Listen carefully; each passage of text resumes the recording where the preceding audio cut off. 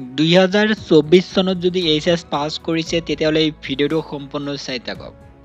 এই ভিডিঅ'ত এটা কোৰ্সৰ ডিটেইল জনাই যাব, যেটো কোৰ্স কৰিলে ক্যান্ডিডেট পাস আউট হোৱাৰ পিছতেই 16,000 মানে প্ৰত্যেক মাহত বৃত্তি পাই থাকিব। এতিয়া জনাই দিয়া হ'ব কোৰ্সৰ নাম। কোৰ্সৰ নাম হ'ল জিএনএম নাৰ্ছিং। এই জিএনএম নাৰ্ছৰ কোৰ্সৰ সময়সীমা হ'ল 3 বছৰ। 3 বছৰ পঢ়িব লাগিব। এইটো ফ্ৰী কোৰ্স হয়। অনলি ছোৱালী ক্যান্ডিডেট মানে এই ফ্ৰী কোৰ্সত এডমিশন ল'ব পাৰিব। অসমৰ যিকোনো ডিস্ট্ৰিক্ট বা যিকোনো গাঁৱৰ ছোৱালীয়ে মানে ফ্ৰীত এডমিশন ল'ব পাৰিব। এডমিশন ফ্ৰী, খোৱা লোৱা ফ্ৰী, তাৰ পিছত মান্থলি কোনো ধৰণৰ ফী দিব নালাগে। যেতিয়া এডমিশন ল'ব বা এডমিশন পাব তেতিয়া ক্যান্ডিডেটৰ ইউনিফৰ্ম, কলেজৰ ইউনিফৰ্ম ফ্ৰীত পাব, তাৰ পিছত কিতাপ পত্ৰ এইবিলাক ফ্ৰী পাব। এডমিশন পোৱাৰ পিছত আকৌ ক্যান্ডিডেট যিজন ক্যান্ডিডেট মানে এডমিশন পাব সেই ক্যান্ডিডেট অৰ্থাৎ ছোৱালী প্ৰত্যেক মাহত 2,500 পাৰ মান্থ পাব প্ৰথম বছৰত। যেতিয়া দ্বিতীয় বছৰত যাব তেতিয়া প্ৰত্যেক মাহত 2,700 পাৰ মান্থ পাব আৰু থাৰ্ড ইয়াৰত যেতিয়া যাব 2,900 পাব। এডমিশন ল'বলৈ কি কি প্ৰসেছ ফলো কৰিব লাগিব এই ভিডিঅ'ৰ জৰিয়তে জনাই দিয়া হ'ব। এই জিএনএম নাৰ্ছৰ ফৰ্ম ফিলআপ কৰিবলৈ এইচএছ পাছ কৰা হ'ব লাগিব, লগতে মিনিমাম 40% লাগিব। এতিয়া জনাই দিয়া হ'ব কলেজ ক'ত আছে। এই কলেজৰ নাম হ'ল Assam oil of school nursing.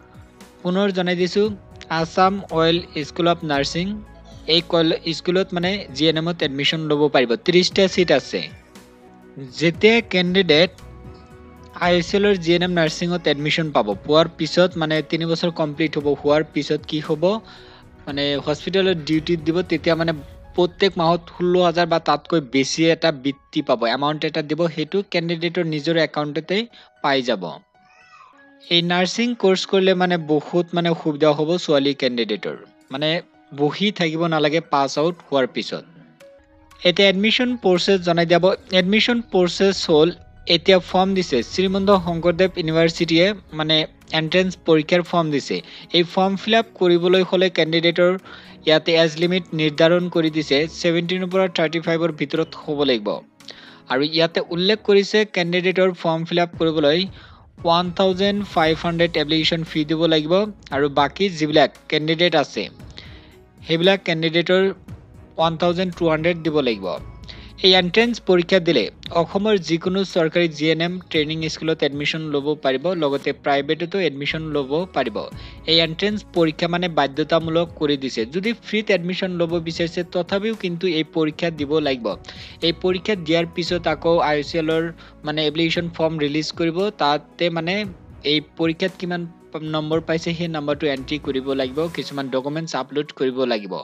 এতিয়া এই ফাৰ্স্ট প্ৰসেছ হ'ল এই এপ্লিকেশন ফৰ্ম ফিলআপ। এই এপ্লিকেশন ফৰ্ম ফিলআপৰ লাষ্ট ডেট হ'ল 2024 চনৰ জুন মাহৰ 10 তাৰিখ হ'ল লাষ্ট ডেট। আৰু এটা গুড নিউজ দিব বিচাৰিছো, এন্ট্ৰেন্স পৰীক্ষাৰ সিলেবাস অনুসৰি ই বুক প্ৰস্তুত কৰা হৈছে 199। ইতিমধ্যে বহুতেই এই ই বুক কিনিছে। পেমেন্ট যেতিয়া সাকসেসফুল হ'ব এই ই বুক ডাউনলোড কৰিব পাৰিব।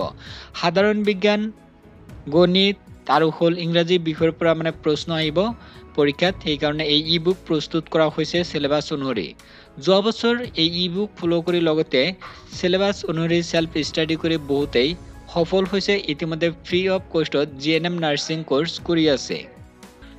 এই কিতাপৰ লিংক এই ভিডিও ডেসক্ৰিপশন বক্সত দিয়া থাকিব। লিংকত ক্লিক কৰি ইয়াতে নাম লিখি মোবাইল নম্বৰ, ইমেইল আইডি দিয়াৰ পিছত পে অপশন পাব, তাতে ক্লিক কৰি যেতিয়া পেমেন্ট সাকসেসফুল হ'ব তাৰ পিছত এই ই বুক কিনিব পাৰিব। অটোমেটিক ডাউনলোড হ'ব, ডাউনলোডৰ লিংক তাতে পাই যাব। তাৰ পিছত আৰু এটা অপশন পাব, যেতিয়া ই বুক পাব তাতে হোৱাটসঅ্যাপ গ্ৰুপৰ লিংক পাব, সেই লিংকত মানে জয়েন কৰিলে ক্যান্ডিডেটক মানে আৰু সুবিধা দিয়া হ'ব। কিছুমান প্ৰশ্নোত্তৰ মানে এক্সট্ৰাকৈ আৰু মানে প্ৰশ্নবিলাক দিয়া হ'ব বা কিবা মক টেষ্ট আহিলে তাতে আমি প্ৰভাইড কৰিম। এই ফৰ্ম ফিলআপ লৰাও পাৰিব। পুনৰ জনাই দিছো, এই জিএনএম নাৰ্ছিং কোৰ্সৰ ফৰ্ম ফিলআপ লৰা ক্যান্ডিডেটও পাৰিব। লৰা ক্যান্ডিডেট প্ৰাইভেটত ল'ব পাৰিব এডমিশন। যদি কোনোবাই লৰা ক্যান্ডিডেট এই জিএনএম নাৰ্ছিং কোৰ্সৰ ফৰ্ম ফিলআপ কৰিছে বা কৰিব বিচাৰিছে কৰিব পাৰিব, কোনো ধৰণৰ টেনচন নাই। কিন্তু লৰা ক্যান্ডিডেট প্ৰাইভেটত ল'ব পাৰিব। যদি নাজানে ক'ত ক'ত ল'ব পাৰে আমাক কন্টেক্ট কৰিলে হ'ল, আমি জনাই দিম। কিন্তু এই এন্ট্ৰেন্স পৰীক্ষাটো দিব লাগিব। এই এন্ট্ৰেন্স পৰীক্ষা হ'ব জুলাই মাহৰ 14 তাৰিখত। আৰু এডমিট কাৰ্ড লাভ কৰিব জুলাই মাহৰ 1 তাৰিখৰ পৰা। এন্ট্ৰেন্স পৰীক্ষা ক'ত ক'ত হ'ব ইয়াতে উল্লেখ কৰি দিছে। গুৱাহাটী, ডিব্ৰুগড়, শিলচৰ, যোৰহাট, তেজপুৰ, বৰপেটা, ডিফু, ধুবুৰী, লখিমপুৰ, কোকৰাঝাৰত পৰীক্ষা হ'ব।